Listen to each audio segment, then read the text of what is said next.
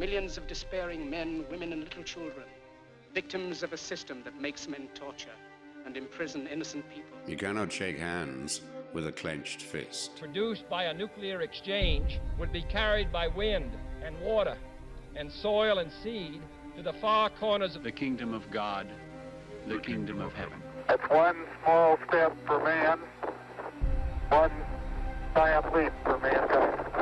We're not saying that planet Earth is coming to an end.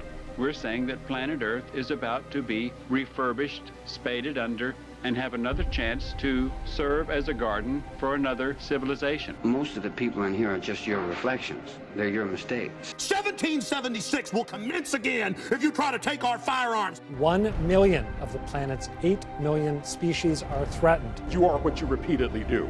Therefore, excellence ought to be a habit, not an act. Your lives and the credibility of the United Nations is at stake. Epstein didn't kill himself. The reason this is such an interesting time is not only because we're on the threshold of the end of this civilization. They're trying to take you out with bullshit. The experience of the past 2 years has proven beyond doubt that no nation can appease the Nazis. To those who can hear me, I say, do not despair. The misery that is now upon us is but the passing of greed, the bitterness of men who fear the way of human progress.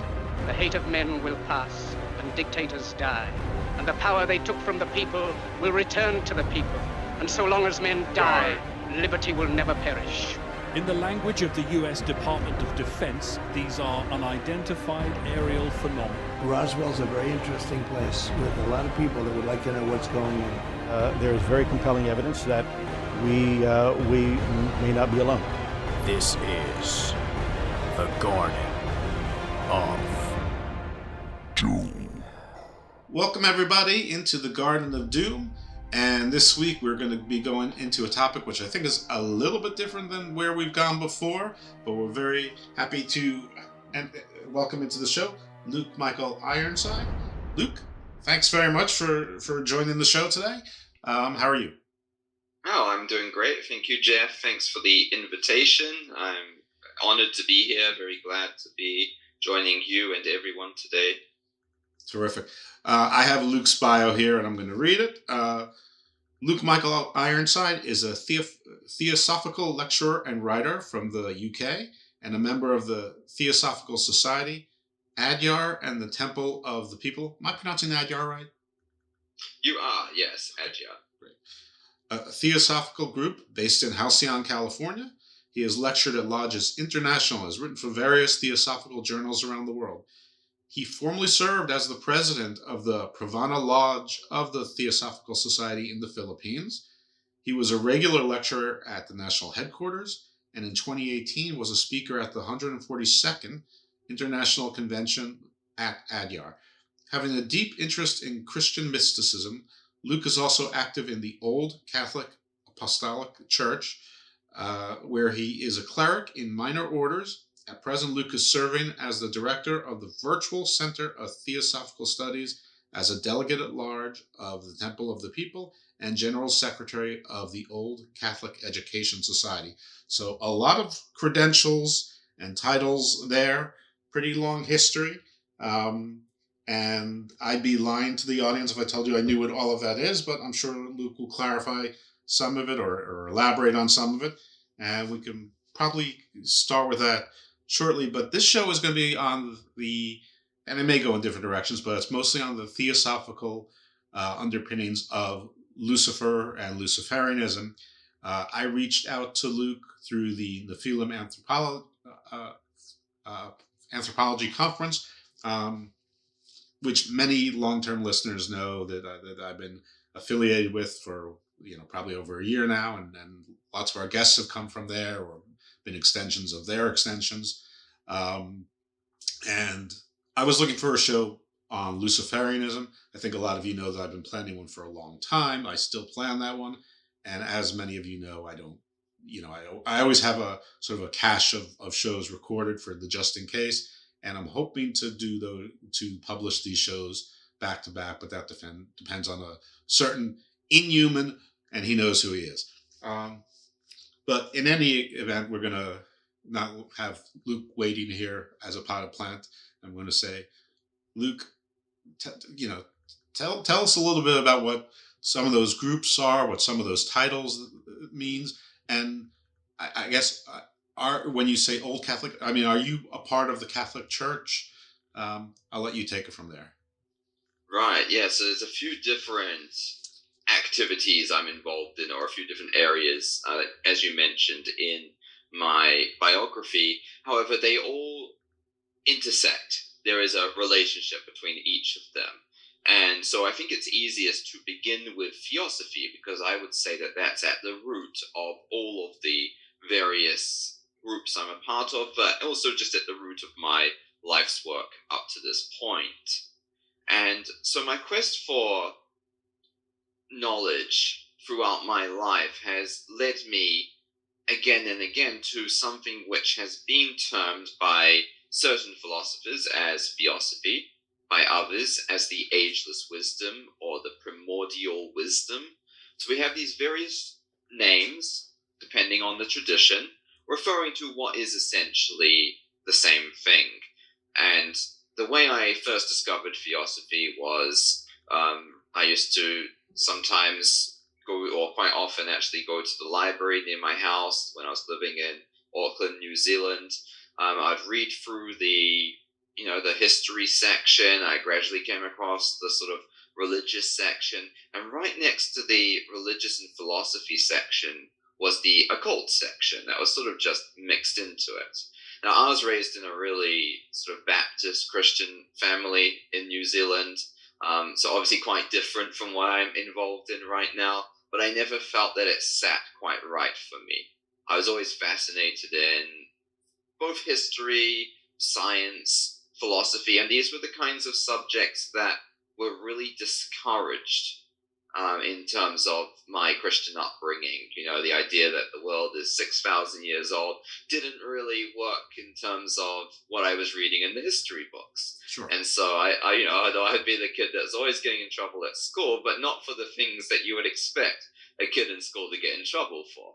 Instead of, being the rebellious type kid who didn't like studying, I liked to study. I was a nerd, and I got in trouble for being a nerd. So it's like the opposite situation, because I went to a pretty fundamentalist school, and it was from reading through just all these different subjects. I was reading about Eastern philosophies. I was comparing that to German philosophy, reading about different religious traditions, Judaism, Christianity in its various forms, Islam, Hinduism, just reading through all these various sections, and I stumbled across a book called The Secret Doctrine, in 2 volumes by Madame Blavatsky.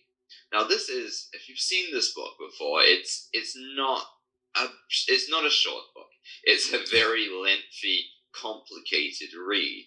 But I think I must have been around the age of 14 or 15 when I first labored through that. So, because again, it's not an easy read. Right. When most of us are reading Dune or Foundation or the Lord of the Rings or nothing, you're reading like a grimoire. Like, well, I'm picturing one of these giant leather books from Game of Thrones. Yes, yeah, that's the kind of idea. Yes, exactly.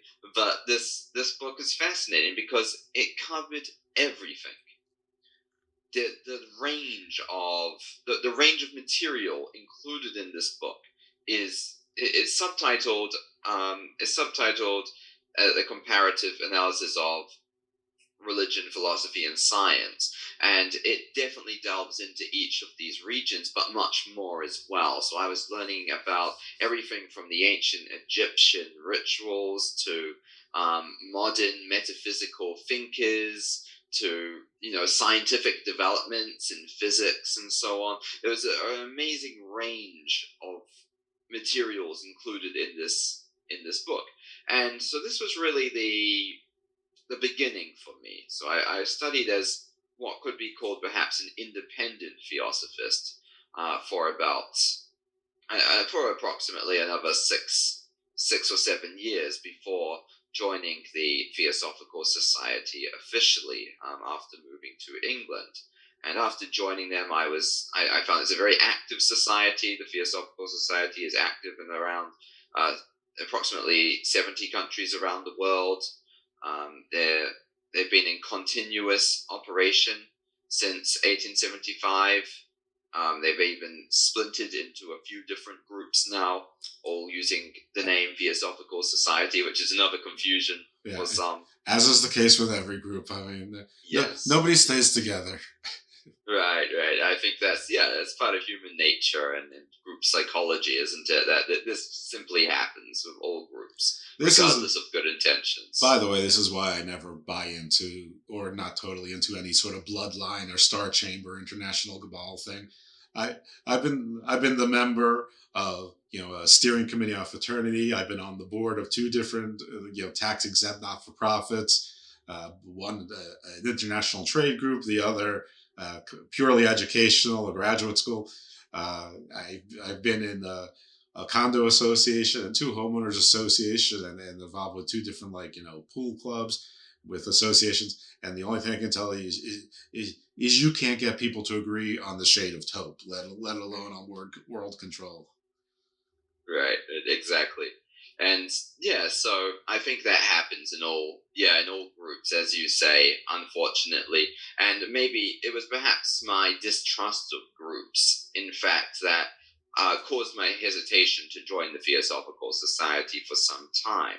But then again, there are certain advantages to being in a group, things that can be accomplished through group effort, which one can simply not achieve on one's own. And that was one of the biggest attractions for me, to be involved in a fraternal group with others who were seeking similar things to myself. Yes. And the Theosophical Society actually has three main objects. Firstly, to form a nucleus of the universal brotherhood of humanity without distinction of race, creed, sex, caste, or color. And this really attracted me because here's a society, much unlike my upbringing, the church of my upbringing, which says that everyone is welcome, and essentially that we are all equal and we are all unified at the most fundamental level. In our very fundamental natures, we are unified, we are one. This was very different from the creed of some certain segments of Baptist Christianity, where, with that sort of holier than thou attitude, and that only certain groups of people are saved and the rest are sinners, this kind of distinction. So here, suddenly everyone is welcome. Everyone is a part of the same journey, the same spiritual journey. And secondly, the second object is to encourage the study of comparative religion, philosophy, and science. And it was that sort of academic bent, that intellectual bent, that initially interested me. So there was an obvious attraction for me there. I've always been fascinated in knowledge and education, and particularly in these three areas. And thirdly, to investigate the unexplained laws of nature and the powers latent in man. And this is the sort of occult angle here. The idea that we don't know everything about ourselves. There's so much more to learn. And this is something that even science agrees with, because science is constantly discovering new things, new knowledge, new areas which could never have been predicted. Our interpretation of reality is constantly shifting and changing, and new models of reality are coming about, and we're realizing again and again how inadequate each of those models of reality is, because reality is just so much vaster and grander and more perplexing than we could ever imagine. So it's amazing to compare the shift in our models of reality from 1,000 years ago, sure, but even more just from 50 years ago or 100 years ago, when we considered this to be one single universe, and our universe was considered to be the limits of our universe were the solar system. Yeah. Now it's it's incredible. Two of the great philosophers, in my mind, one is Arthur C. Clarke, who said that magic is just science that we haven't discovered yet. He said the reverse way, I'm not sure. And then, of course, a lot of the audience knows me from the thing that's really holding me back in life, which is my fandom of professional wrestling. And one of the great philosophers, Rowdy Roddy Piper, said, Just when you think you know all the answers, I change the questions. And I think that both of those things together, both those thoughts together, is a perfect summation of what you just sort of said. Right, exactly. And so it was, it was really my curiosity and my passion for discovering new things that led me to the Theosophical Society. I very quickly became an active member in my lodge in Worthing, England, a very small lodge, but the president of the lodge was the former president of the National Society in England, so I made some contacts quite quickly. I started attending and lecturing at events around the country, and a few months after joining, I was off to India to attend the International Convention. Wow. So there I met approximately 1,000 delegates from all around the world, from everywhere around the world. We stayed at the headquarters, which is the same headquarters where Madame Blavatsky, the founder, used to live and walk and spend her time, and the subsequent leaders of the Theosophical Society since that time. So fascinating long history. Is this a Christian group or is it multi-denominational? Right. Well, that's a very good question. The Theosophical Society is non-denominational in that it's not attached to any religion. However, members of all religions can be found, or of all religions and none, can be found in the Theosophical Society. And if you were to visit Adyar, the headquarters, you will actually find on the grounds a Christian church, a Zoroastrian shrine, a Muslim mosque, and you'll find various temples, a Buddhist temple, a Hindu temple, many of these still in active use. And the members of the Theosophical Society are from all religions and none, because in the Theosophical understanding, Theosophy is the root of all religions. All religions are Theosophical. All religions came from Theosophy. So Theosophy, being the ageless wisdom, is the basic knowledge, the basic wisdom, the foundation from which all the other religions later sprang. If we were to consider Theosophy an ocean, in fact there is a book called The Ocean of Theosophy, then we could consider the various religions as being the streams flowing from this ocean of Theosophy. And in the teachings of Theosophy, each of the emergences of these religions was not a random event. In fact, certain teachers came about at the right times throughout humans' evolution to bring these teachings to the world. So the advent of, let's say, Hinduism came about at the time in history when Hinduism had the lessons most needed for the development of the human race. At a later point, the development of Buddhism came about when certain teachings of Hinduism had perhaps become corrupted and needed to be corrected. And so fresh teachings were brought and past teachings were rectified, were brought back in track with the ageless wisdom. The same thing can be seen with Judaism and Christianity, or with Judaism and Islam, these sort of different, very significant, very historically significant faiths emerging at certain times and changing the path of human development. But each of these, being rooted in Theosophy, doesn't mean that in their exoteric outward forms remain to be Theosophy. So another fundamental distinction is the difference between the esoteric, or the occult, or the inner teachings, and the exoteric, the outer, or public teachings. So Theosophy teaches that all religions are identical in their esoteric teachings, that they teach the same things fundamentally in their occult or esoteric form, but they teach different things in their exoteric form. The exoteric form being related more to social conduct, the rules of the culture, the rules of the times, right? So these are sort of rules to do with, or restrictions to do with clothing, to do with marriage, to do with ritual, to do with worship, and the names, maybe the words that are used to clothe these ideas, the names of God, the names of these certain things. These change, these are human, these are fleeting, but the ideas underneath are Theosophy. So that's Theosophy in a nutshell. Okay. Well, yeah, it's a big nutshell. That's one giant walnut right there. But I think I understand basically what you're saying is that, to make it simple, a lot of these pan-cultural commonalities in myths and legends and origin stories and sort of the similar floods and Garden of Eden type, or couplings, whether the couplings are the first man and woman or the couplings are the first two gods, or the sort of twins and everyone spins spun out from that. Sort of is I guess at the base of the ocean, and the ocean sort of grew larger. And I liked your metaphor of streams. In my head, as you were saying, I was actually picturing like little islands popping up, and some of the islands are bigger and some of them are smaller.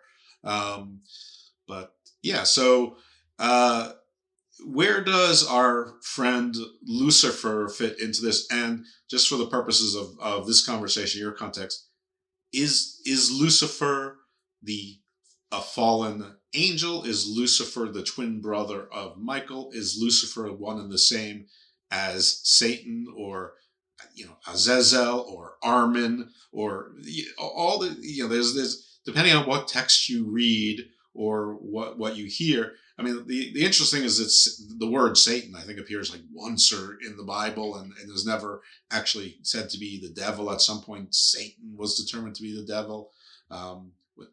But also Lucifer is considered to be a devil. There's the TV show that's been on for like 1,000 years. Well, like 5, called Lucifer.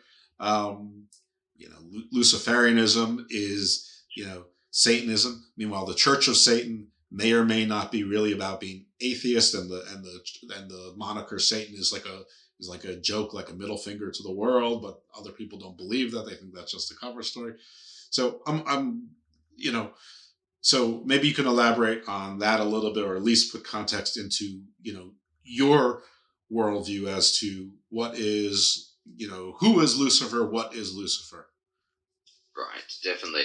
Okay, well, first of all, it's worth making the disclaimer that Theosophy is not related to the movements which call themselves Luciferian or Satanic or anything. In fact, this whole talk came about from a comment which was made in the Nephilim anthropology conference, where in my talk I mentioned Theosophy. My talk was about the theosophical perspectives on giants, and someone took offense at there being a theosophical talk included, saying that Madame Blavatsky, the founder, was a Satanist, and she said she supported Lucifer, who is Satan. And I basically responded saying, well, actually, there's a lot of academic research which suggests that perhaps Satan and Lucifer are not one and the same. So, yes, first of all, to touch on that. So the identification of Lucifer with Satan comes from a particular verse in the Bible, which in some later translations, in the book of Isaiah, where the king of Babylon is referred to as the morning star, and the morning star here from the Hebrew was translated to a Latin term, Lucifer. Yes, and this was actually, according to many biblical scholars, more of a lowercase Lucifer rather than a proper noun in the sense of being someone's name. Like a nickname. So it seems to have been simply a matter of mistranslation, where a human being, the human king of Babylon, was being referred to as the morning star, as in a great king who had fallen from power. Right, this kind of... We could use Game of Thrones again. Yes, yes. I think it was, what was it, the Aegon Targaryen, whoever it was, they called him the Mad King. Sure. Yeah, so it's similar, I think, to all kings in history, or the idea that you rise too high and eventually you lose everything. Ozymandias, the famous poem about this. Yes, Nero. The idea, yes, yeah, exactly. After you get a certain amount of power, you rise up to a certain degree of power, it's inevitable that this will eventually collapse. Yes. And so it seems that what happened was Lucifer here was a descriptive term, or a metaphorical term, if you like, for a king who had fallen like a star from power. Now, this was later interpreted. Where this happened is a little bit still a matter of contention, but it seems to perhaps been in the time of Pope Gregory the Great that this was interpreted as referring to Satan, because before that time there was no evidence of this passage ever being interpreted as referring to Satan, and in the Judaic tradition I don't believe it is either. What when year-wise is Pope Gregory the Great's term? Yes, that was let me just confirm. So that was around the 6th century. Okay, so in the 500s. Yes. And so this was sort of a reinterpretation of the phrase, right, to refer now to Satan. Before that, there wasn't really even a conception of Satan as the devil in Christianity. We certainly don't find this in Judaism. In Judaism, Satan is more the judge of Yahweh rather than some evil figure. The prosecutor is the how, prosecutor. Is how the Jewish scholars I've had on the show has described them. They said Satan actually means the accuser. And so I don't know how much of in our pre-production we talked about how you were sort of a geek and a nerd. Me too, obviously. And so much in the MCU, if you look at it, has underpinnings to like mythologies and theosophy, but like Rowan was the accuser. And so, you can take out Rowan, who was the Lee Pace character, sort of Thanos' first, minion, who sort of went into business for himself, and it's called Satan the Accuser. But, Thanos was still the boss. So that was sort of the original, or at least according to the Jewish scholars I've had on, that was originally Satan's role. He was just one of many of the whatever the high. I think the what is it? The seraphim are the highest level of the angels. Okay, so he was one of he was just one of the seraphim. And then I guess after that is the cherubim, which are more of the the rank and file angels. The less strong ones. Which I mean, in and of itself, I should have a show one time on like the different rankings of angels and try to compare that with paganism, whether you've got the king of the gods and maybe the queen of the gods, and then you've got sort of the stronger gods, and then you've got sort of the rank and file gods, and then the demigods, and how different is that really from the ranking of the angels, and then the Nephilim, and then sort of the their offspring, which might be giants, maybe they're not. They're sort of demigods or demi-demons or whatever. Anyway, that's I just always find that so interesting. But a lot of what you need to know, folks, if you watch the MCU and you watch some of these things again, you'll start to see stuff in there. Certainly. And yes, that's what I think is really fascinating, that likely in the time of Jesus, there would not have been a concept of Satan. Yeah. And now we look at Christianity, and if we were to sum it up in just, a couple of key words, Satan would be one of them, wouldn't he? He's sort of the big bad guy. So, but interestingly, in Jesus' time, Satan would have been a very small topic for discussion, if at all. So, Satan has been sort of enlarged into something that he isn't even, according to the earlier Christian and Judaic teachings. And further, Satan and Lucifer aren't even the same being. So then again, we have another confusion. And so Satan, Satan is more of a sort of judge, prosecutor type figure, like we find in the book of Job. Right, in Job. We don't find him referred to as the devil. We don't find any mention of hell as such. We have Sheol, but that's different than hell.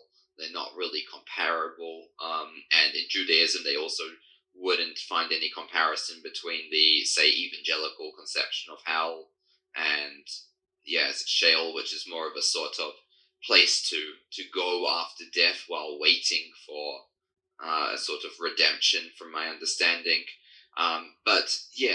So Lucifer in Theosophy, then, obviously cannot be seen to have his origins in Christianity. Can I just chime in, just for the audience, if you haven't listened to the show, the episode, I forget the number, but it's only, it's probably in the late 70s. It's called Garden of Delights, and there were two different Jewish scholars on there, and they go into this also, I think, around episode in the late 40s, early 50s. There's another episode called Kabbalah, because there was a Orthodox rabbi. Interestingly enough, he's Mexican, but lives in Israel, so he's Israeli-Mexican.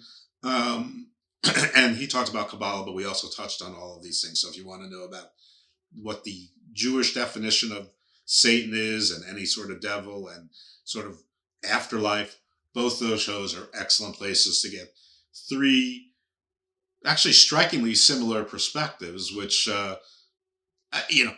frankly, as a show host, I was a little bit disappointed in because I wanted to hear a little bit more debate.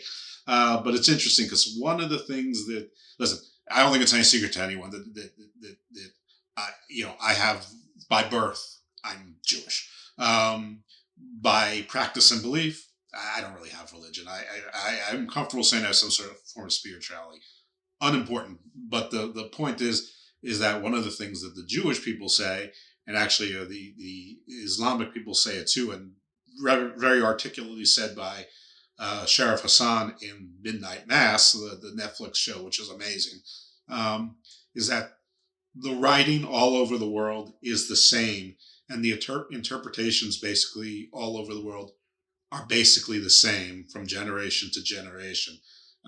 Whereas one of my guests, Gretchen Cornwell, I mean, I've had lots of shows exploring Christianity. There was one with Chris Ames, who's terrific, who we went over the Gnostic Gospels, but also one on the different denominations of Christianity. But also I had Gretchen Cornwell on, who said that there are 35,000 different denominations of Christianity in the world. And that's, wow, that's a big town. Definitely. Yes. And so it's interesting how,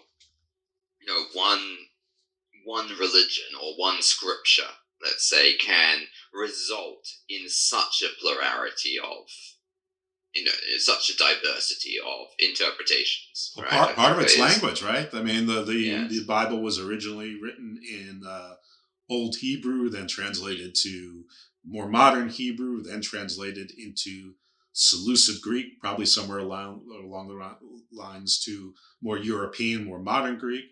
From there to Latin, and then from there to English and lots of other. And there's a cliche lost in translation for a reason. Certainly. Yes, and that's something I often emphasize as a lecturer, as a public speaker. I often emphasize to those who attend my events and so on, and my talks, that their language has huge limitations. Language is simply inadequate for dealing with some of these ideas, and I think that's something that all mystics and all philosophers have found throughout the history of humanity, that language is not quite perfect enough to express these ideas, or many of not without causing misunderstandings and misinterpretations. And this is always the case. That in the Secret Doctrine, referring back to that, there are actually certain symbols which are employed to express some of these metaphysical concepts, because perhaps pictures express it better than words possibly can. So the idea that something like the Bible can be like a modern English translation of the Bible can be taken as the literal word of God, I mean, I can't see that as being in any way rational. I don't think it's possible to take something like that literally. And even if we were to go back to the original Hebrew or Greek, I don't think we could either take that as being, the literal word of God either, because I think there is no way for words to be perfect. Words are inherently imperfect. Yeah, I had Reverend Jim Willis on one episode. Again, I guess another shameless plug for another episode that was probably in the around 70 or in the 60s. And he's a reverend, obviously, but that's what he said. He said that the Word of God has been corrupted by so many different interpretations and editing. He wrote a book called Censoring God, and he meant that literally, and not just the New Testament, but also the Old Testament, that there were people that were editing. There was like a committee. Like everyone thinks it was Moses writing on Mount Sinai. No, there was like a committee even then, sort of changing the words and the thoughts, and then of course the New Testament was written over the course of like 100 years between several councils, and there were multiple. That's what the Gnostic Gospels are. The Apocryphal Gospels are Gospels that were decided not to be divine canon. And, we were left with, I think, the 4 Gospels, which made it into the Bible, and there's 30-something that weren't. And then they found the Dead Sea Scrolls, and no one quite agrees on what those are. Interestingly enough, in the Dead Sea Scrolls, neither Satan nor Lucifer are even really particularly ranking angels. I don't think Lucifer was even named. Satan, I think, is just one of the minor lieutenants. If I remember correctly, I think that the leader was Azazel. So like he would be the Satan. He would be the Lucifer that led the revolt against God. And then like Raphael, buried him in Duato, not even hell. Like I don't know what Duato is, but that's probably another conversation for another day. But it's just so interesting that in so many different places you sort of have a different leader. And then I also, I can't even remember which guest this was or where I heard this or read it, but that the Archangel Armin was the leader, and and was killed and buried in Mount Armin, which is Armenia. And interestingly enough, Armenia is the first state that made Christianity its official state religion. But that's where the sort of the revolting angel or demon or whatever, the country's basically named after that. And I never even heard of Armin until a few months ago. So I don't know how, I'm going to use the word factual this is in scope of doctrinal text, not that it historically happened or different, but it's just so wild to me that there's basically 6 or 7 different versions of who the leader of the revolting angels who morphed into the devil would be. Or maybe they all were influenced by some different devil and we still don't know the devil's name. Certainly. It's interesting you mentioned Armenia. I used to live in Armenia, so I did visit many of those early churches. Where haven't you lived? Yes, I do move around a lot. I'm currently in Brazil, actually. Oh my gosh. But yes, I do move around folks, a lot. you're not seeing him. This guy looks like he's 23 years old. But it sounds like he's lived the life of like he's a vampire. Are you a vampire?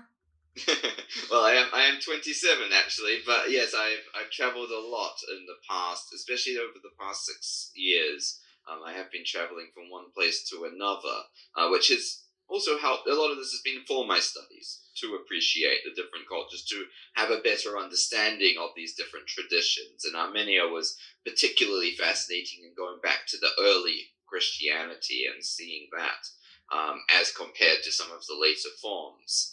And yes, you mentioned the fact that perhaps this figure of the devil in the Bible was a sort of compound of various fallen angels. And we also find this idea in the Creator God as well. The Creator God originally being multiple deities. If we go back to the earlier, some of the vocabulary that's employed in terms of the Elohim and some of the earlier traditions suggesting a plurality rather than a singular entity, and then this sort of being morphed into a singular entity at a later stage. So it's quite interesting, and I think it's that progression that we find in all religions, I think, or all religious traditions, from a sort of polytheism to a monotheism, this sort of tendency towards singularity or towards unity. Yes. And fascinating. So, have you in your travels and studies sort of come to some consensus in your own mind as to who or what? Let's just use Satan because everyone knows what Satan's supposed to mean anyway. Satan. Like I'm struggling even now whether I should say Lucifer or not, because that's sort of how we met, sort of through that word. Either Satan / Lucifer. Have you come to some consensus as to what or who you think that is? Certainly. Well, again, I think we do need to distinguish the two, and that's something we can touch on upon a bit more in a moment, and some of the pagan origins of Lucifer, but not of Satan. But to answer for Satan, first of all, I would say that Satan is an invention and, at best, a symbol. Right. Mm-hmm. So if we were to take the modern idea of Satan, if we go back to the more traditional interpretation as the prosecutor or judge of God, okay, I think that's something I can get behind as well.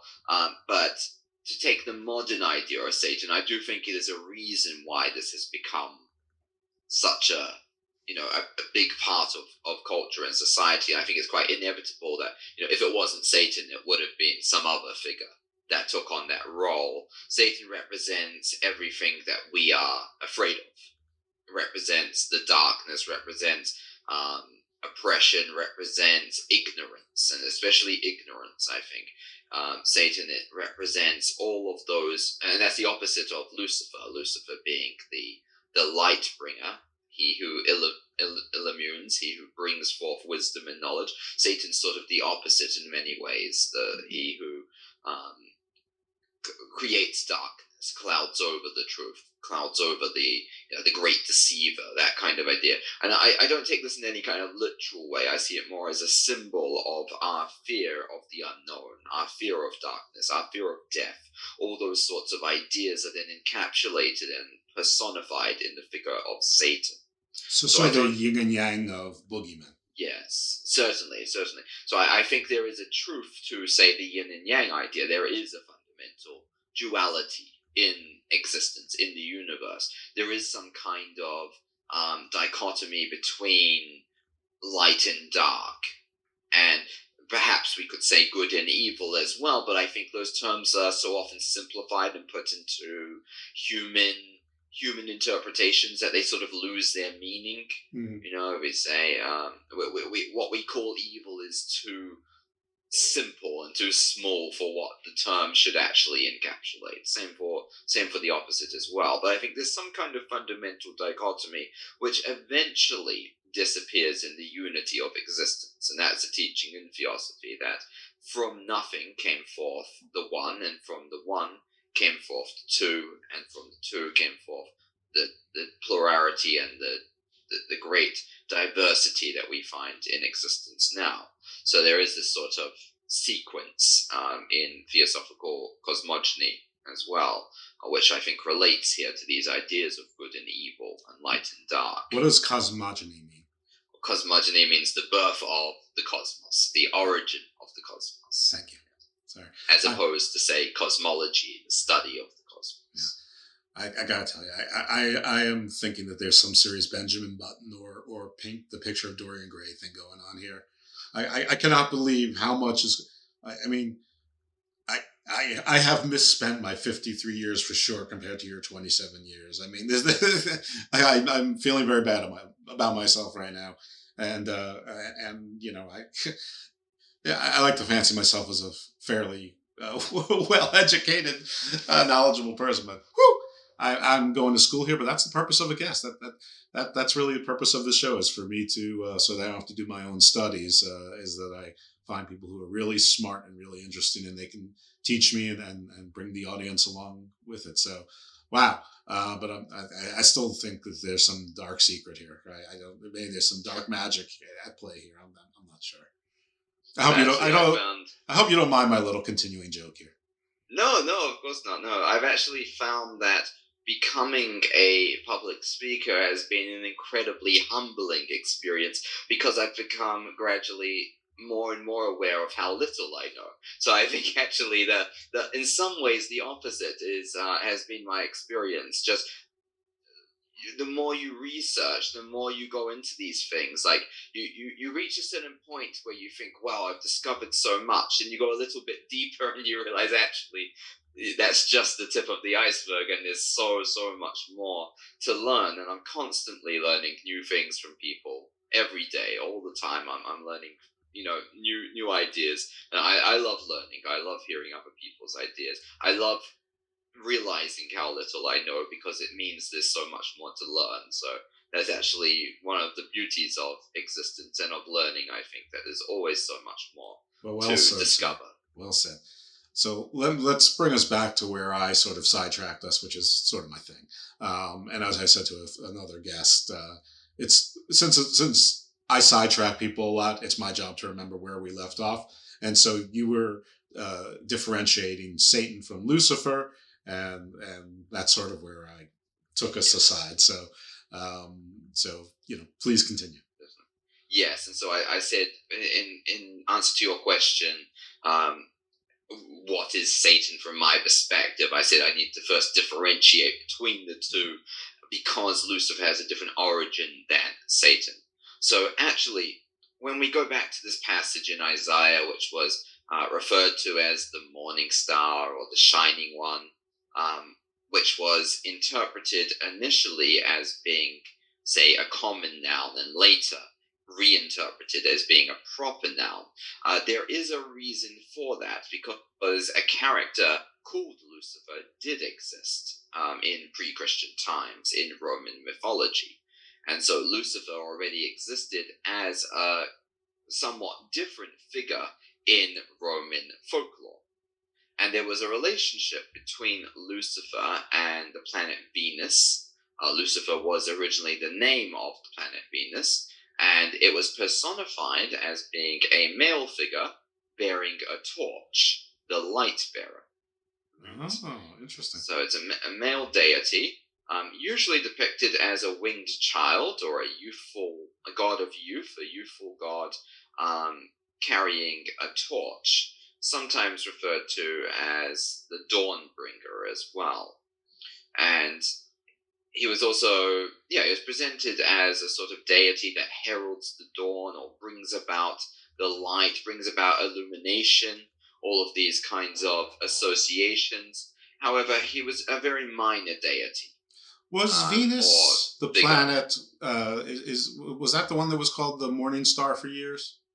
Yes, Venus was referred to as the morning star because of Venus's association with Lucifer. Venus used to be called Lucifer in Roman times. Well, it doesn't sound like the description certainly doesn't sound very devilish. It sounds like the opposite. In fact, it's weird because the term "the shining ones" not weird. It probably makes perfect sense. But the term "the shining ones," it's all over the place in history. I believe that there was a Persian word "Rus," which is where the word Russia comes from, which was what they named a river. And because the people on the other side were lighter and blonder, I think they called they named the river the Rus, which in, I guess, that Proto-Persian or Persian meant the shining ones. And then the tribe, the Alans, was, I believe that also means the shining ones. And the Alans, were a notable tribe that, became Iranic, but also were part of the Scythians and all over sort of that northern European and into the steppes. So the shining ones are, is something that is repeated time and time again. It's interesting that there's as you were saying, a minor deity, and again, like I said, it's my job when I meander to remember where you left off, and that's where you were, that Lucifer was a minor deity in the Roman paganism. And interestingly, the mother of Lucifer was Aurora, and Aurora in Roman mythology was the goddess of the dawn. So another association with the dawn. And Aurora was also, she's known by various other names, but she's also thought to be the equivalent of the Greek Eos, who was a titaness and goddess of the dawn, another sort of dawn goddess. And the various European dawn goddesses were thought to correspond, and these were considered to be the mother of Lucifer. and she would renew herself every morning and fly across the sky to announce the arrival of the sun. So again, this light bringer association. And the dawn is always associated with youth in Roman mythology, which is quite a logical connection. And so while Lucifer was not very well known, but was a character in Roman mythology, Aurora was much better known. In fact, she is mentioned in Homer's Iliad, in the Aeneid by Virgil, and in Shakespeare's Romeo and Juliet, we find a mention of her. So we have this much more significant character, the mother of Lucifer. And their associations are basically the same associations of youth, of renewal. And so we get this kind of idea perhaps of reincarnation, the idea that the young becomes young again on a regular basis, that the light returns after the period of darkness. And so when we're asking in what sense is Lucifer used in Theosophy, we're starting to see where it comes in, that it's not drawing from any kind of biblical association, but rather from the Roman association.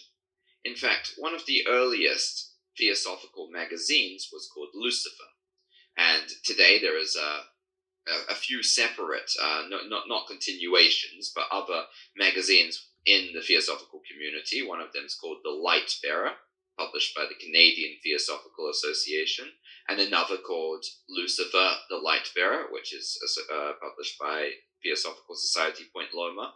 And so this tradition continues, and on the cover of these magazines is a picture of Lucifer, the youth, carrying a torch. And so straight away we get the Roman association, not the biblical association. I have two questions. One, we know that a lot of Roman mythology just basically, sort of usurp Greek mythology. Greek mythology sort of usurped Egyptian mythology. And I know that you mentioned Aurora has a Greek name as well. From the old Titanakame, lives on today in the Aurora Borealis, I suppose. What is the Greek/Egyptian or other version of Lucifer, if you know? Right. Well, in the Greek, possibly Phosphorus would have been the Greek association. Phosphorus was the god of the planet Venus, and again, a youth, often depicted carrying a torch or in some way as bringing forth the light. So Phosphorus would be the Greek equivalent to this. Sometimes referred to as Heosphorus as well, but the same deity. And the same adjective was used to describe both. They were both described as being the dawn bringer or light bringing, the same sort of association. So yes, Phosphorus would have been the Greek equivalent, and you can actually find some images, from sort of the classic, from the past,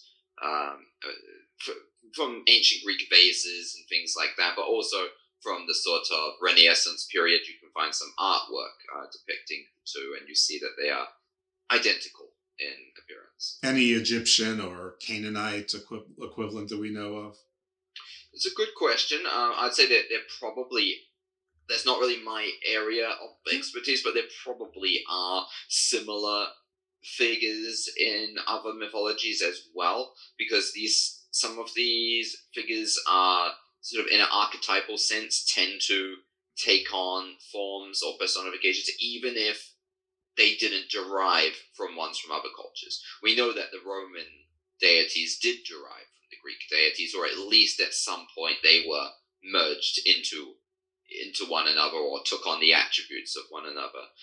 In some other mythologies, of course, they derived completely independently, but often we do find deities of youth who are associated with light, right? And that's what this is leading towards, right? This association. And my second question, maybe a little bit more banal, but once you gave the image, one that stuck in my head, though the gender was reversed, is different, is Lady Liberty, the Statue of Liberty. Looks like a giant torchbearer. Now I know that our Lucifer is male. Lady Liberty is obviously a woman. But is there any connection there, or is it was just an artist who decided to make something? Quite Possibly. I think the torch has become a symbol in the Olympics as well. It's become a symbol of hope, especially. I think hope perhaps of the return of the dawn, hope again for good times, hope of good times to come, to get us through the darkness, the light at the end of the tunnel. I think a lot of that is encapsulated in the Lady of Liberty, but also in the Olympic Games. The sort of light, victory, hope. These are similar ideas which are being encapsulated there. And that's certainly the Theosophical perspective. Lucifer was seen to be the light bringer, but light here is the truth. The truth bringer, bringing the truth and casting away the shadows of ignorance. And it's an interesting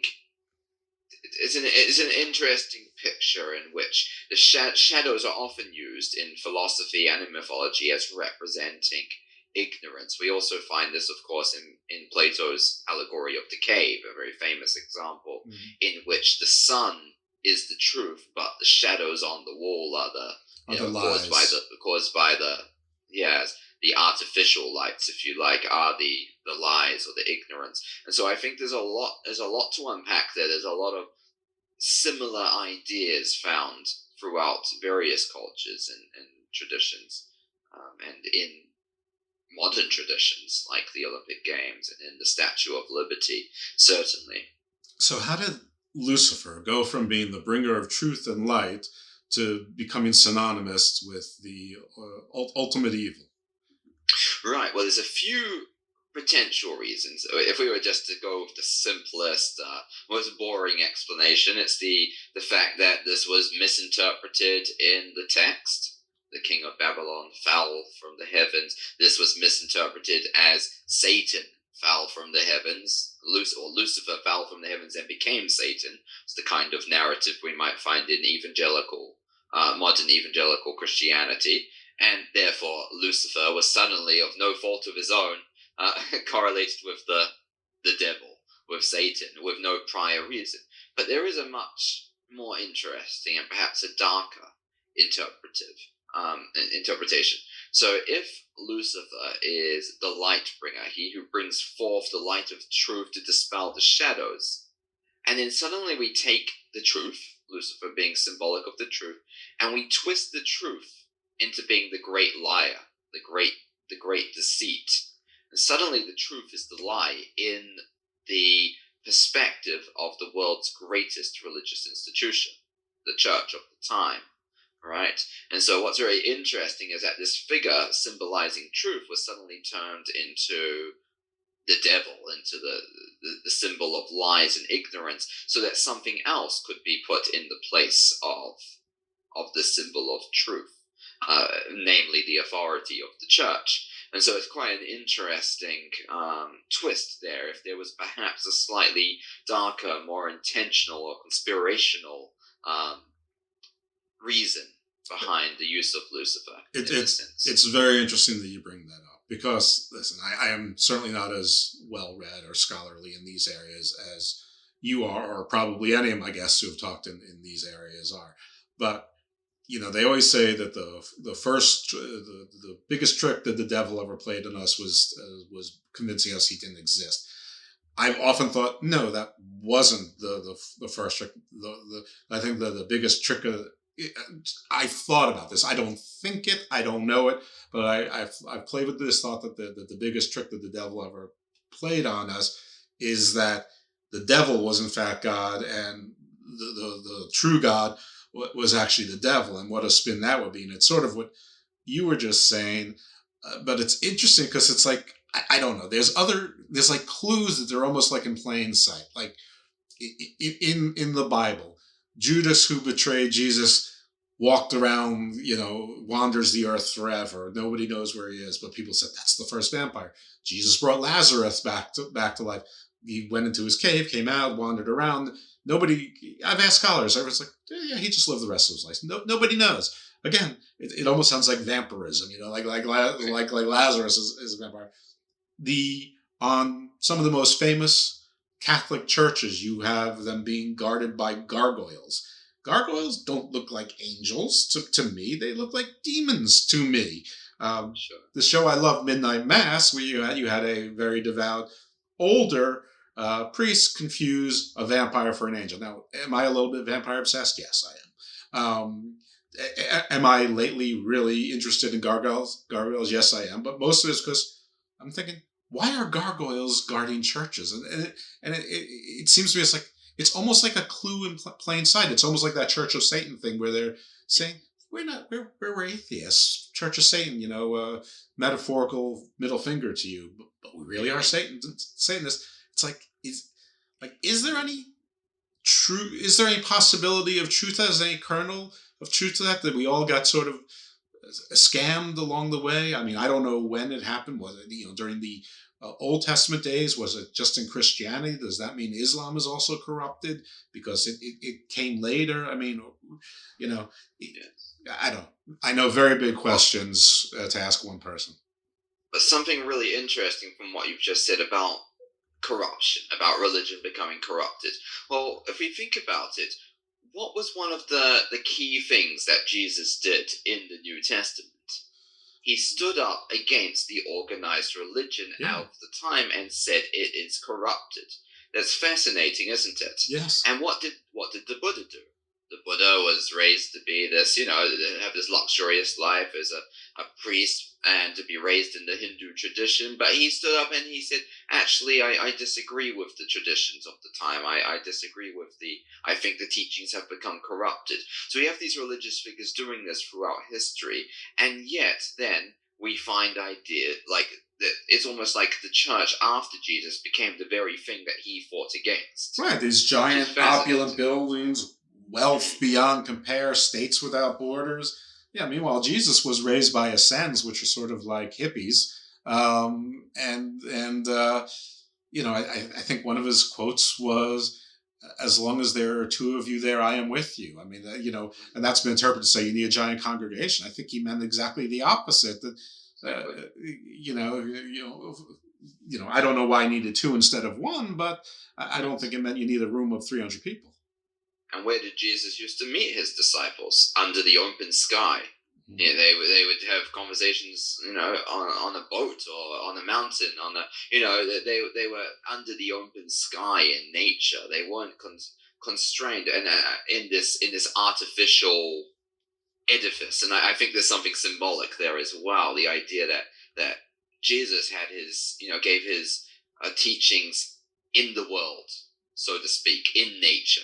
And there was that natural element to them, but many modern Christians go inside something artificially constructed to perhaps take in what could be called artificially constructed teachings as well, which sometimes don't really fit well with our common understanding of the natural world, whereas I don't think anything Jesus said contradicted the natural world or the things that we would consider to be in line with nature, in line with the way the world really works. And so I certainly think that the church became corrupted. And of course we find that the terrible occurrences of the burning times and the persecution of witches who in 9 cases, or in almost all cases, were not actually witches, but just, the neighbor you didn't like, or something like this. And so we find these rather terrible crimes being committed throughout history. Somewhat of a support for science, but then again, at certain points, a disregard for scientific truths that didn't fit very well with the narrative. An unwillingness to progress. And I do think things have improved somewhat in that regard in the church lately, but of course there are many other. Yeah, well, that's probably more because of That's probably more because of cameras and TVs and things than anything else. I mean, it's hard to forced to. Yeah, it's hard to burn people on camera and look like you're doing the right thing. I don't know. I just think that this sort of, I'll just call it the Great Con theory, which is, I'm sure I'm not the first person to think of it by any means. But this Great Con theory, to me, makes a lot more sense in what's going on in the world than it's part of God's plan. Because I don't think that what's been going on in the world, ever, make sense for any sort of God's plan. Right. Unless God's a sadist. Right, yes. And going back to what we were discussing regarding the interpretation of Lucifer in the Bible, it's actually very interesting to find that Jesus is also referred to by the same word, the morning star, in the book of Revelation. He's referred to as the root and descendant of David, the bright morning star. And yet here this term is interpreted in a positive light as referring to Jesus, because it quite clearly does, whereas in the other passages it's interpreted as referring to Satan. So it's very interesting that the same vocabulary, according to the evangelical perspective, the same vocabulary is being used for both Jesus and Satan, which doesn't make much sense to me. And so I do think that an association between Lucifer and Jesus, in terms of the Lucifer being the Roman deity of youth and light who brings truth to the world, and Jesus is actually quite appropriate. I don't think there's any reason to try and characterize one as being Satan and the other as referring to Jesus. I think both are appropriate terms to refer to a bringer of light, someone who brings truth to the world. That is great. All right, I'm going to stop my meandering to let you continue with your presentation. No promises. That's my intention. Right. Okay. Well, yeah, and interesting. I did all I mentioned before in terms of the church, the corruption, some of the points you brought up as well, and I'm saying all that interestingly as a cleric myself. I am a cleric of a different church, not the Catholic Church, and that's something you asked me at the beginning, which I didn't quite have a chance to touch on yet. But I'm a cleric of the Old Catholic Apostolic Church, which is... Thank you. Please tell us what that is. I think you're about to. Right. And there is a relationship to the Catholic Church. It broke away from the Catholic Church some 200 years ago. And so what happened was there were disagreements over various doctrines, mostly to do with the doctrines relating to papal authority and infallibility, because it was really around that time, around the 1850s, when the Catholic Church started insisting on the infallibility of the Pope, the papal authority, the absolute papal authority, and certain bishops disagreed and separated, becoming the Old Catholic Church, referring to old as in the policies or the doctrines before these new doctrines were introduced in one sense, but also referring to old in the sense of going back to the time of Christ in a more fundamental sense, going back before all of these controversies, before the corruption of the church. So by old, we could also interpret that as pre-corruption, the church in its pre-corruption period in the time of Christ and immediately following Christ. So the Old Catholic Church was quite... It was very different. It ended up being a very different entity from the Catholic Church, and in fact ended up being rather progressive and liberal, despite calling itself old and sounding rather conservative in its name. It actually ended up being and remains a very progressive church. Now there's not just one Old Catholic Church. So the Old Catholic Apostolic Church, which I belong to, is one of many Old Catholic churches. So Old Catholic is a denomination, much like Baptist or Roman Catholic or Anglican or something like this. So there are many churches that exist under the umbrella of Old Catholic, but all of them hold apostolic succession. Okay, what's that mean?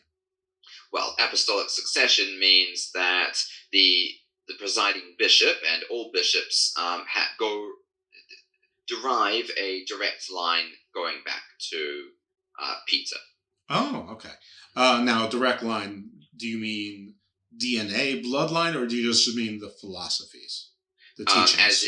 As in, each bishop has been consecrated by and anointed by a bishop, who has likewise been by the laying on of hands by a bishop who has likewise been in the apostolic succession.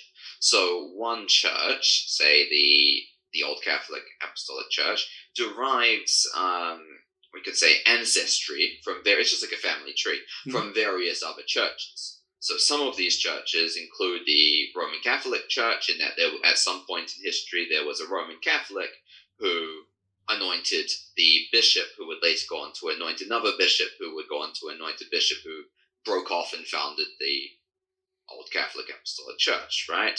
And also deriving a lineage from the Anglican Church, and interestingly from a church called the Liberal Catholic Church.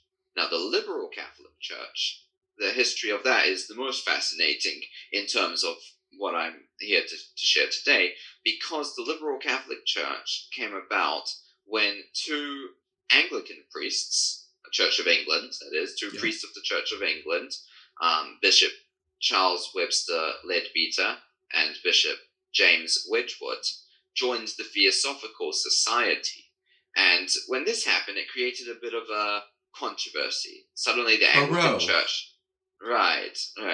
So suddenly the discussion came about, can you be a member of an occult organization and be a good Anglican priest? And while they were not officially banned from being Anglicans, they weren't kicked out of the church. They were sort of looked down upon quite badly by their superiors. And so they ended up breaking away from that church, but having been consecrated in the line, the succession from the Apostle Peter, they were able to continue to anoint bishops, right? So the rule is once you're a bishop, if you're still a valid bishop, you haven't lost that title of being a bishop, you can anoint someone else as a bishop.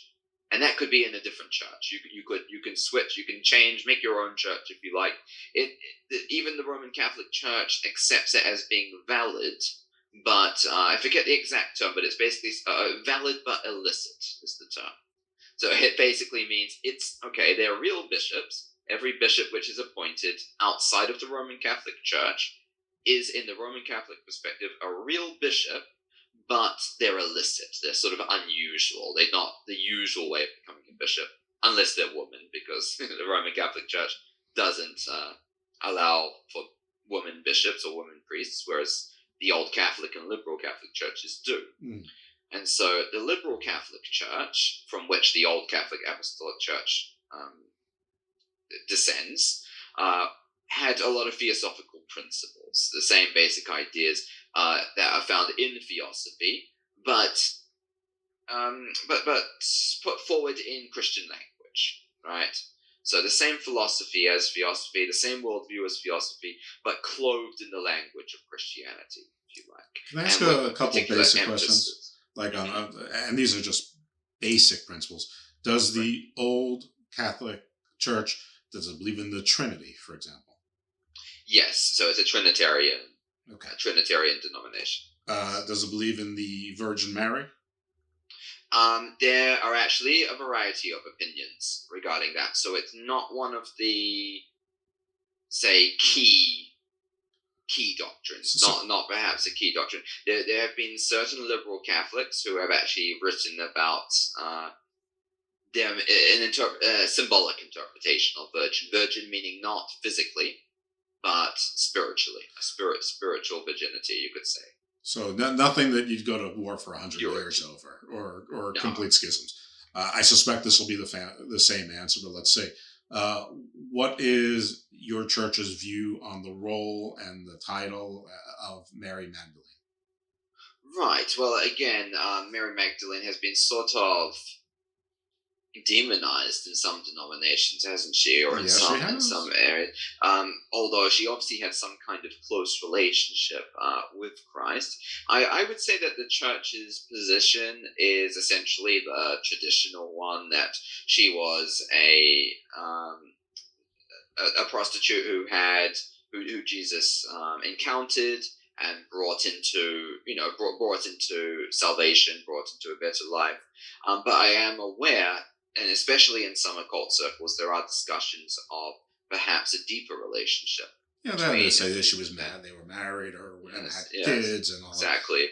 Yeah, so that's different. That's not the church's position, but then the church isn't very dogmatic in terms of the interpretation of Scripture. In fact, clerics in the old Catholic Apostolic Church and in many liberal Catholic churches are encouraged to seek their own interpretations of doctrine and are given quite a lot of leeway. Liberal, capital, I mean lowercase l. Liberal in the classical, tolerant. Tolerant of different opinions, as long as you basically leave good. So Mary Magdalene, I hate to make this into a trope, but to keep it hooker with a heart of gold, basically. Right.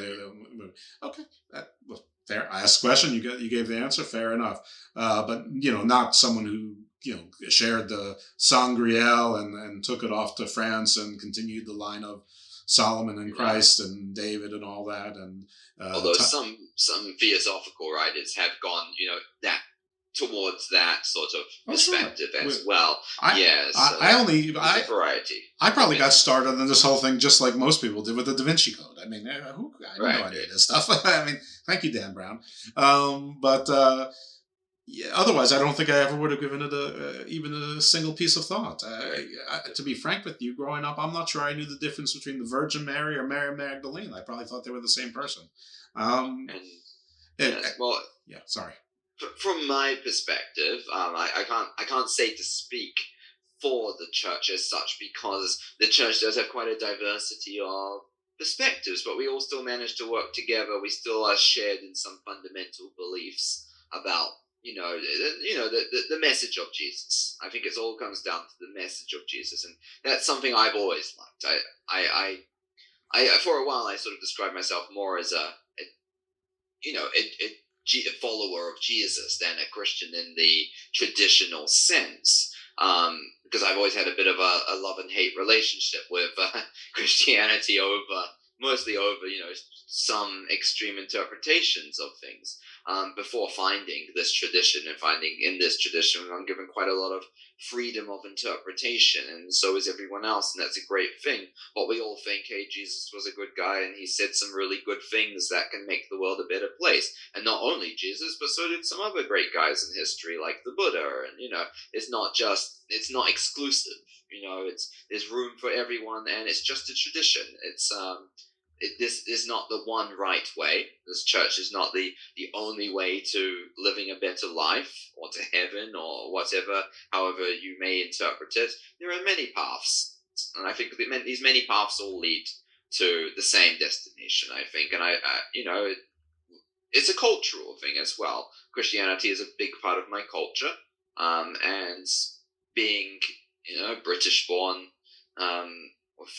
I've got coming from a line of Anglican priests, actually, and throughout my family history, but being raised in a Baptist environment, I think it's my culture, and it's my cultural lens through which I can interpret reality and interpret the truth.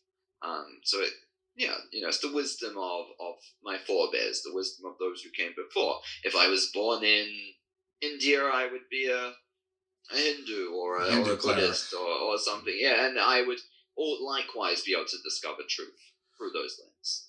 What is first of all, the way you're describing it, I think the Unitarian Church is an American phenomenon, but it sounds a little bit Unitarian, like very, very tolerant.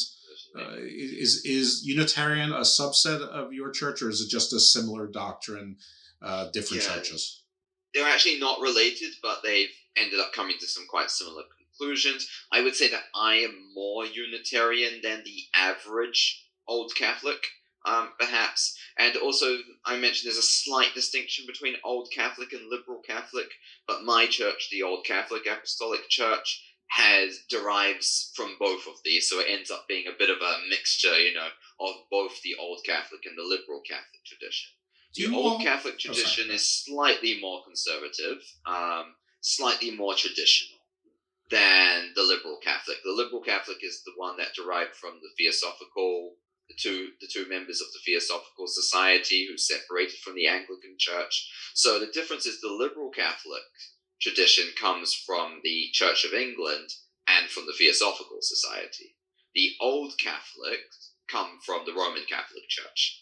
So we can see how there might be a bit of a difference from those two. Yeah. And my church derives from both of those lineages. Do you have like sort of the same sort of ranking? Are you priests, bishops, cardinals, pope? Do you have a similar hierarchy? No pope. The highest is the patriarch. Who is an archbishop. So the patriarch is the top rank, if you like. That is Anglican, right? That's their highest level too, is archbishop, right? Yeah, exactly. So it's quite similar in structure.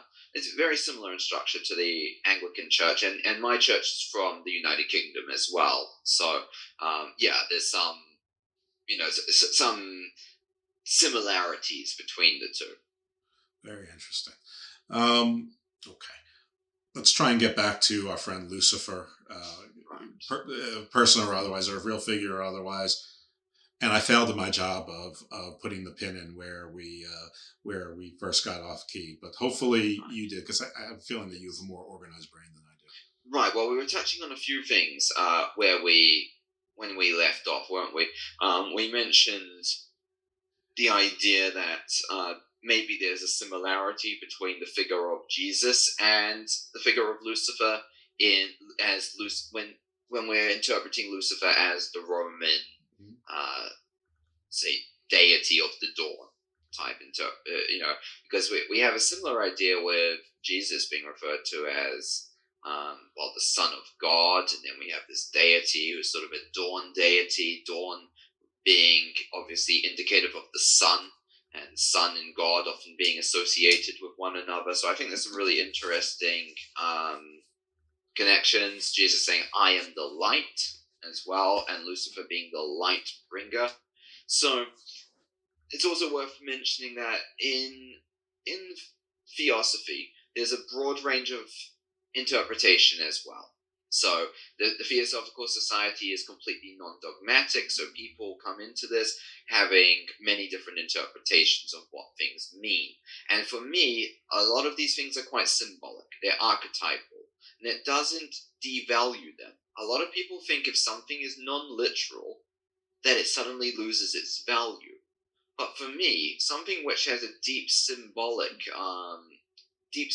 reality which in some way transforms my life or transforms the collective consciousness of the world is much more meaningful than trying to force something into a literal narrative that just doesn't make sense.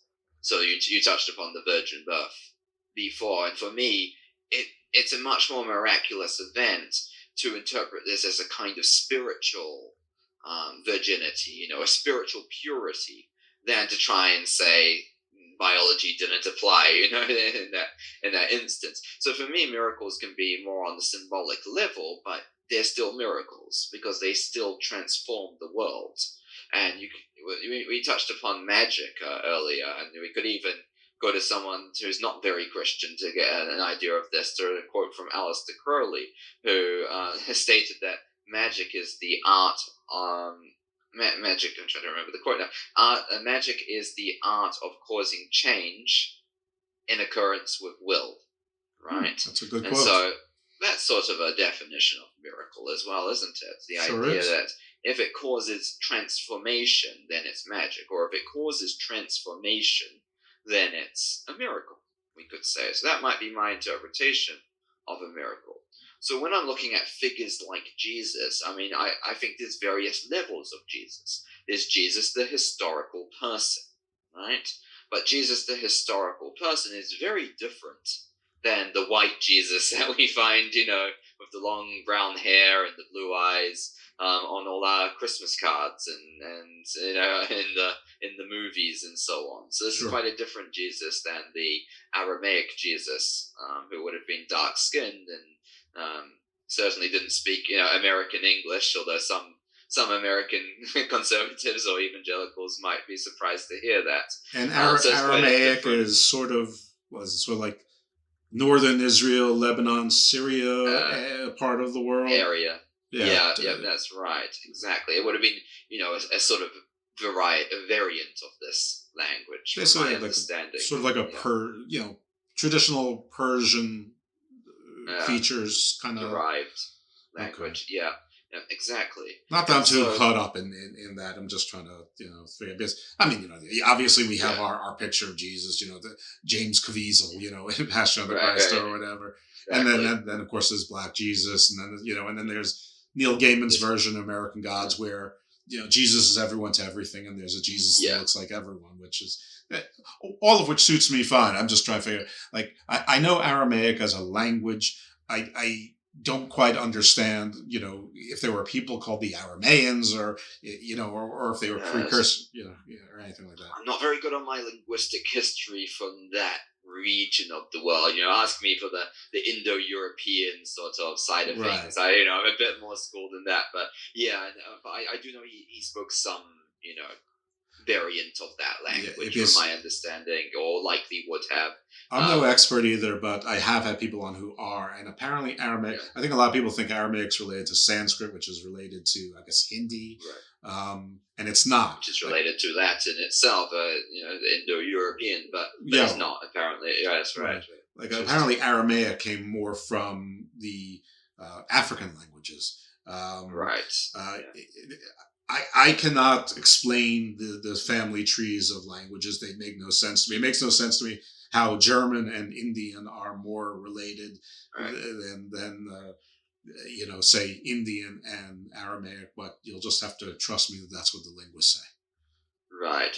Yeah. So as you probably picked up, I'm quite a fan of genealogies. I was just explaining the apostolic succession and how that all fit into each other. I actually also love the family tree of languages. I'm an English teacher. Language is sort of my area professionally, so I'm also very fascinated in that. Plus, I'm a bit of an amateur genealogist. I've studied my family history in quite some detail as well. You might have just booked yourself for a second show down the line for linguistics, and maybe a quick primer on how to study one's own genealogy other than doing ancestry DNA. Yeah. If you're willing, if you haven't been scarred by this. Yes, but I was going to say, I can see how that would be very confusing for some people who don't think along those lines. It's just like for me, it's like mathematics. For me, mathematics is something that is completely foreign to me. I cannot get my head around mathematics, and I know for some people, genealogy is a bit like what mathematics is for me. So it's not everyone's cup of tea, certainly. Certainly not. Everything's a language, and once you understand that language, it helps. So if we can demystify the language, it might make it easier for people to go on their own journeys. But you gave a quote from Aleister Crowley, which I think is a terrific segue. And so I know this isn't necessarily the purpose of the show, but can you distinguish at all what Luciferianism is versus what the Church of Satan is, at least as to your understanding? Because I cannot imagine that in your studies, although this show is not about Luciferianism, that you haven't had to tangle with these questions before to further your studies. No, I do know a bit about Luciferianism and the Church of Satan and various branches of Satanism. I have known Satanists before, various denominations. I've known Luciferians before. I've had some fascinating conversations with them. Again, I'm a bit of an unusual Christian. By the way, if you can refer any of them to me, there's always a referral prize, which is basically my appreciation. But Right. So I would love to have those folks on Wicca. Anything that's Wicca as well. Wicca is another very interesting philosophy, religion, depending on how you interpret it. Well, if you could sort of define those three, and hopefully without interruption by me. Certainly. Let's start with Luciferianism, perhaps, because that's my favorite, if I was to pick one. So Luciferianism is essentially just a Gnosticism. It's a tradition of Gnosticism. It comes under the Gnostic umbrella. And there, Lucifer is not related to Satan, not related to the devil, not even particularly related to the Christian tradition. It's more a religion constructed around the Roman interpretation of Lucifer. Lucifer is a guardian. Lucifer is a liberator, the light bringer, a guiding light or guiding spirit which casts away the darkness. right?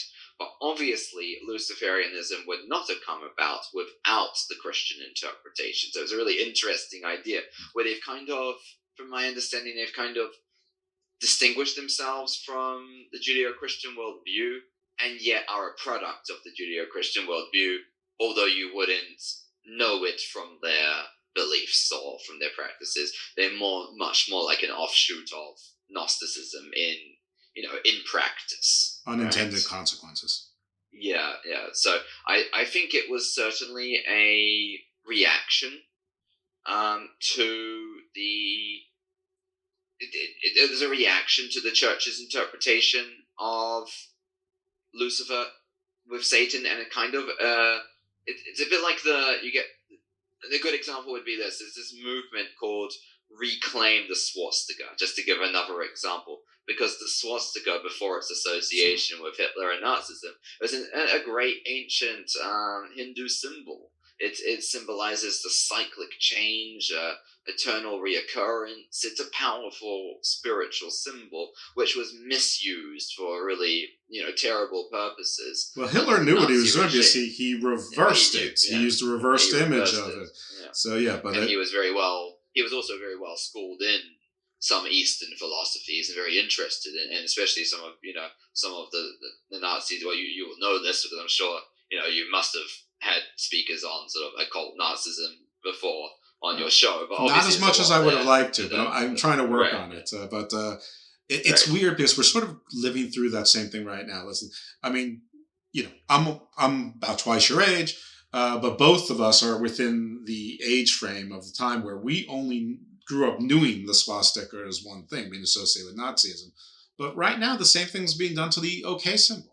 Especially here in the U.S., it's being associated, being usurped, corrupted by white supremacists, and you can't use the OK symbol. The OK symbol goes back millennia to, I think, pre-Hindu sort of Indian traditions. I mean, it's the most innocuous symbol in the world, and now it's like something that we've been hardwired to do. Okay, but now you have to think about it because people might think that you are a neo-Nazi, and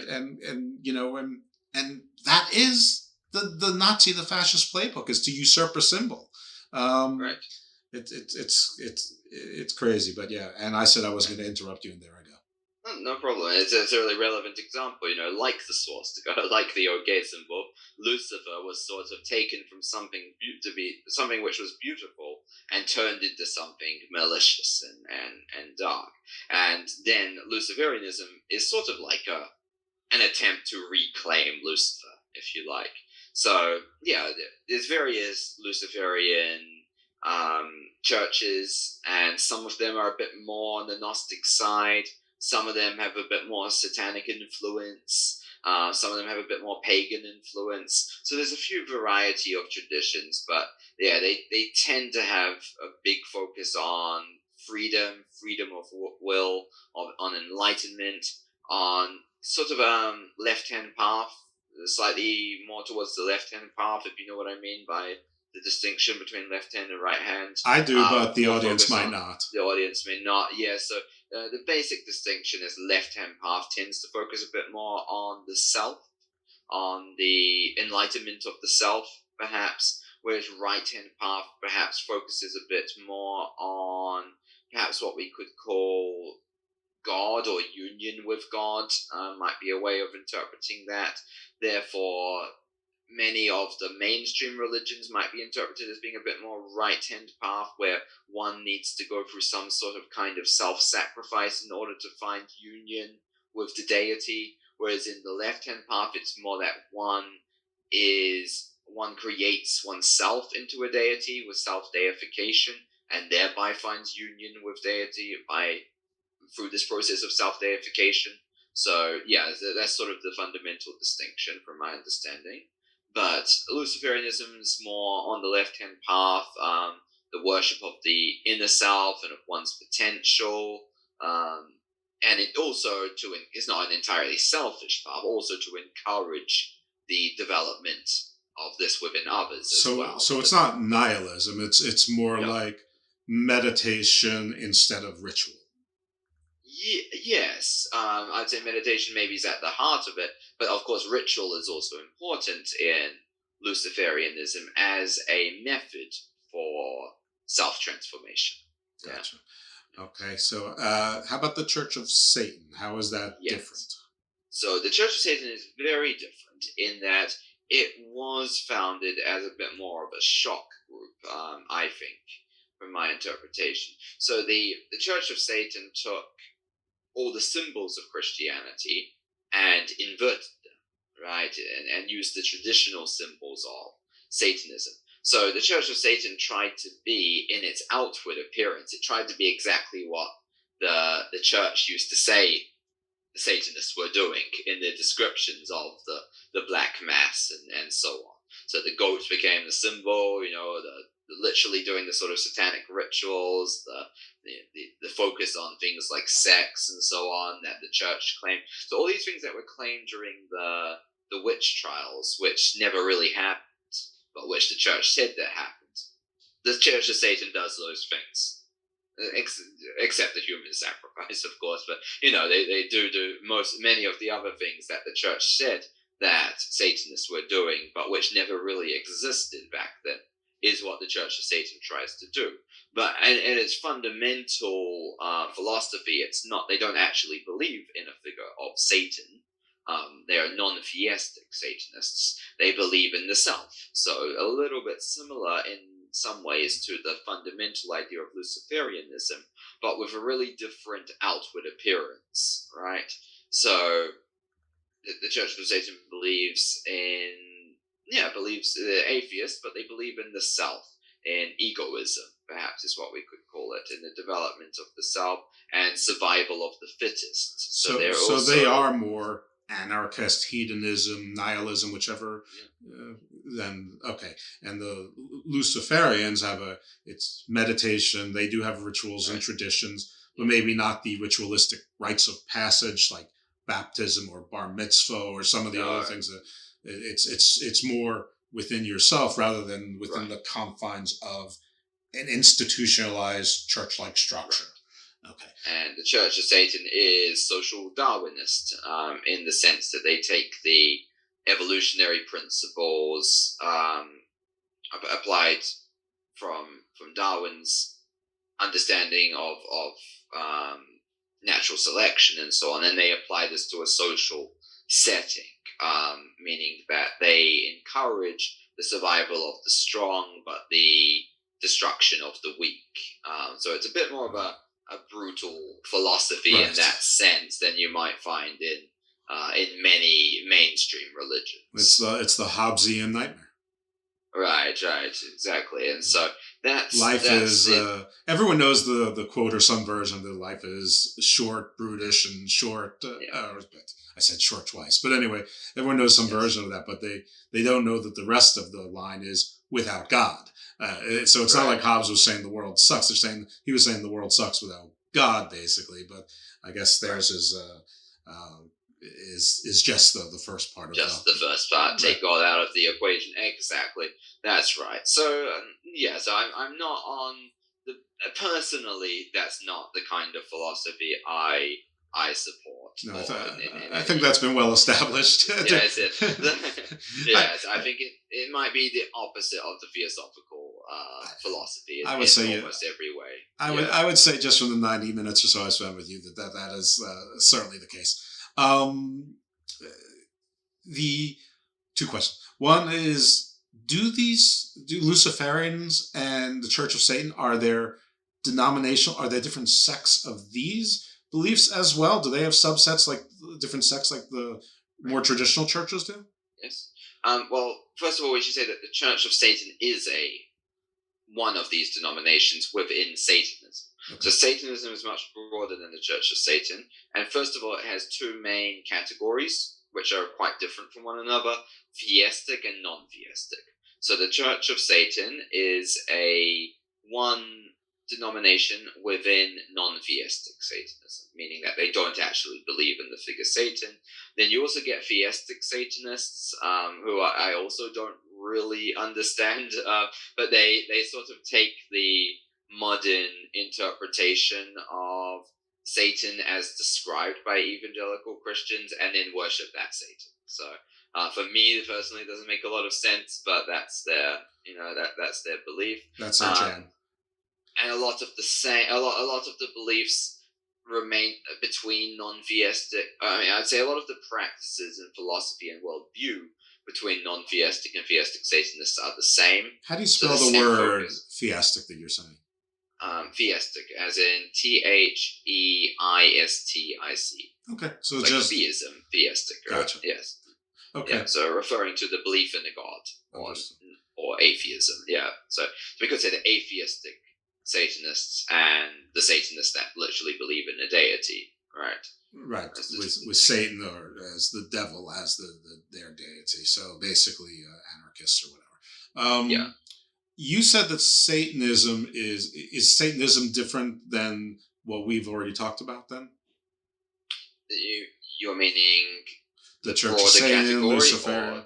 Yeah, you sort of put Satanism sort of at the top of this pyramid. Yeah. Well, I'd say that there's two separate religions here. There's Satanism and Luciferianism, and they are two separate religions. Within the Satanism, there is the Church of Satan, and there are other groups of Satanists who literally believe in Satan, and other groups that don't believe in Satan. There's a variety of groups, all within the umbrella of Satanism, but their general overall philosophy is to focus on the self, on the left-hand path, on survival of the fittest. These tend to be the focuses of these groups. So we've covered it just sort of in the reverse order. We didn't start with the term Satanism. Okay, got it. And lastly, if you could sort of tell us, and I know, I actually know that there's lots of different kinds of Wicca and witch and things like that. Yeah. And I'm not even going to ask you to, but if you know any Wicca who are willing to talk to me of any group, I would love to talk to them all. Sure. But can you briefly tell us what is Wicca, and also if there's anything else that I haven't brought up that we should know about in this vein?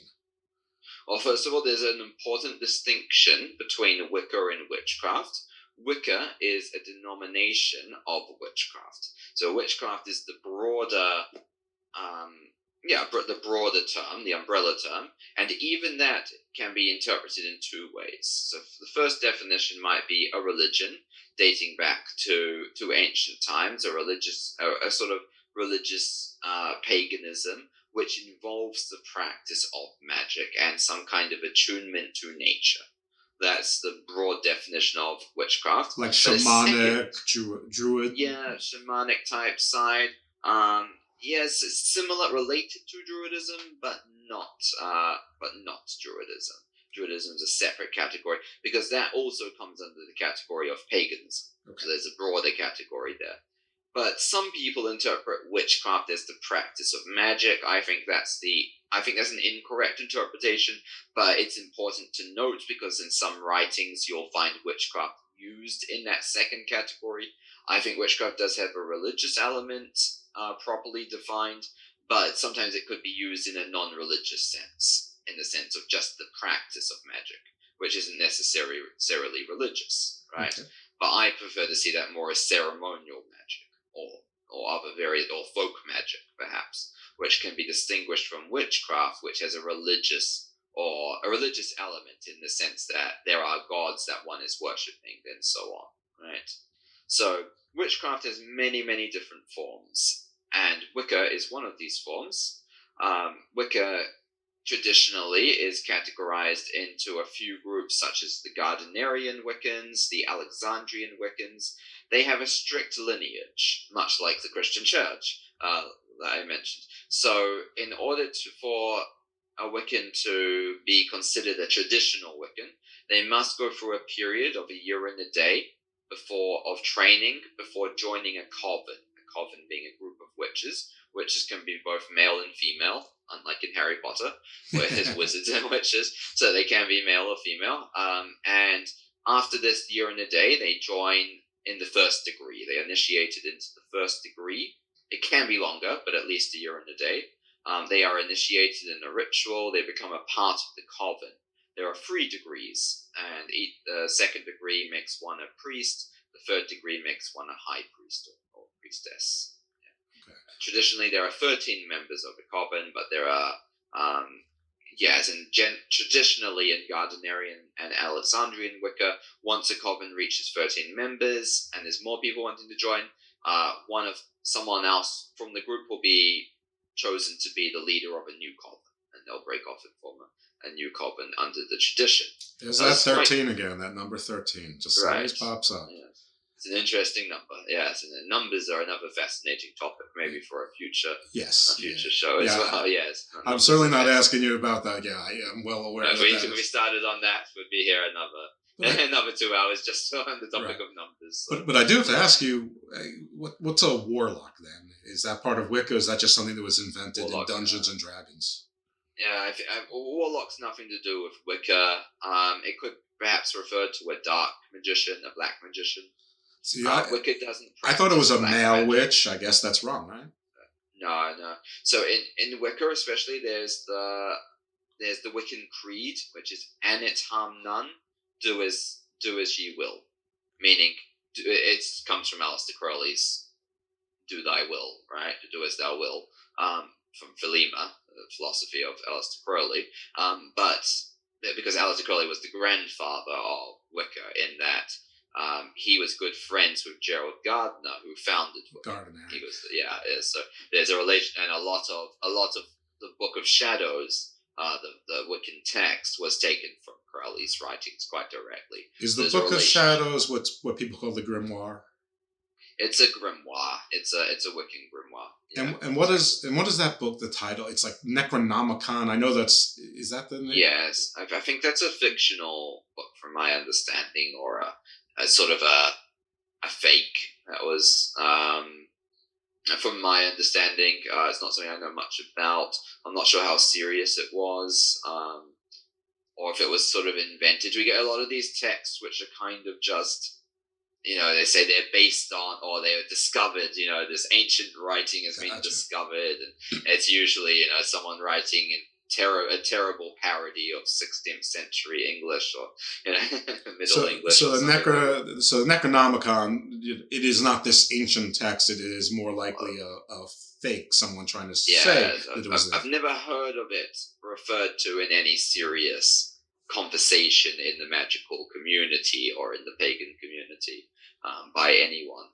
Whereas a Book of Shadows is traditionally. It's kind of like a book which is copied by every student. So let's say you join a coven. It's like the Torah. One of your first tasks... Sorry? It's like the Torah.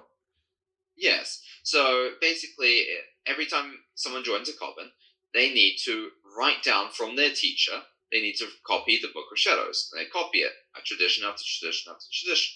And it's only initiates are allowed to view it, although you can find ones that have been leaked and so on the internet.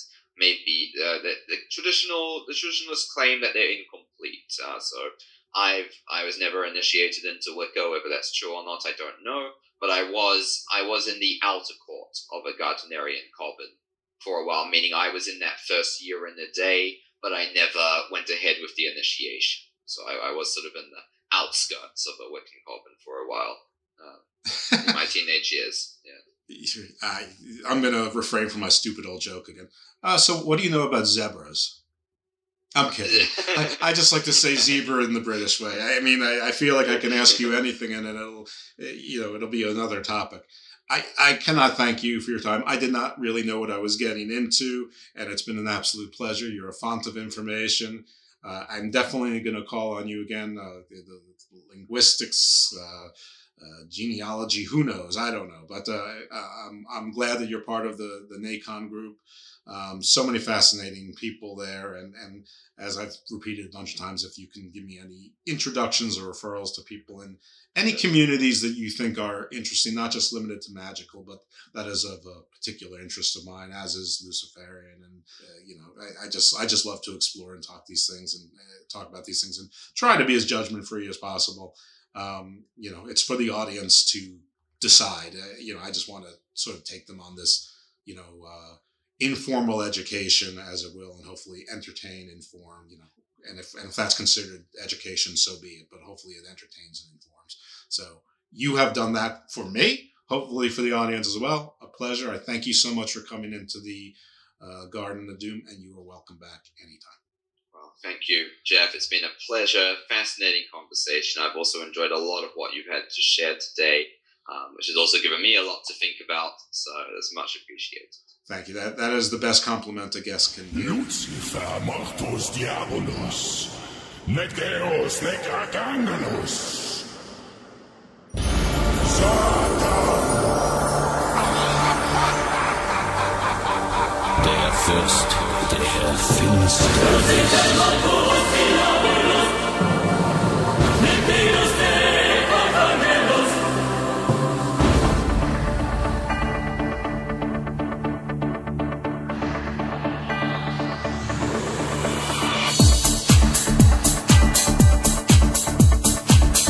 Ich bin der Abgrund,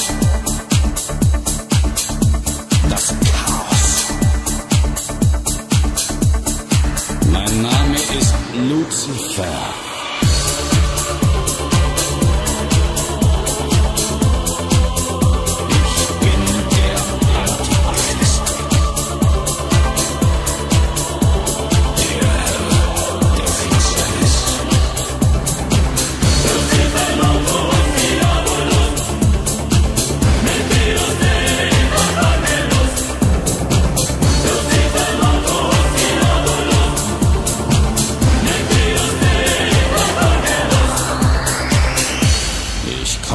Aus dem Reich des Bösen.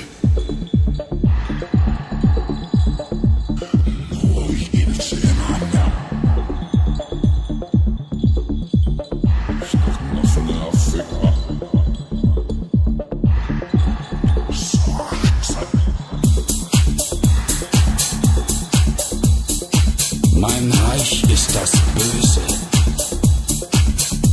Ich bin der Abgrund. Entwürdigung, das Chaos.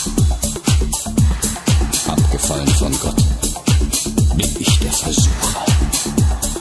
Ich bin der Antichrist. Mein Name ist Lucifer.